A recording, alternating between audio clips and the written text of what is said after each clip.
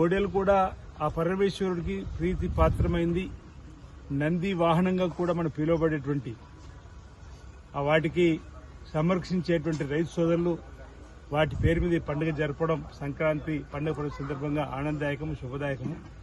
ప్రతి ఏటా కూడా ఇక్కడికి రైతు సోదరులు పిలువని రావడం, ఈ పండుగలో పాల్గొనడం, ఎల్లమ్మ తల్లి దగ్గర ఎలాంటి కీడు మాతో చేదోడు వాదోడు ఉన్నటువంటి ఎడ్లకు రాకూడదని, అదేవిధంగా వ్యవసాయం చేసుకునే క్రమంలో వడగండ్ల వర్షం పడకూడదని, పంటలకు ఎలాంటి నష్టం జరగకూడదని, పండించిన పంటలన్నీ కూడా ఇంటికి చేరుకునే విధంగా దీవించని చెప్పని కూడా ఈ కార్యక్రమం సందర్భంగా ప్రార్థన చేయడం.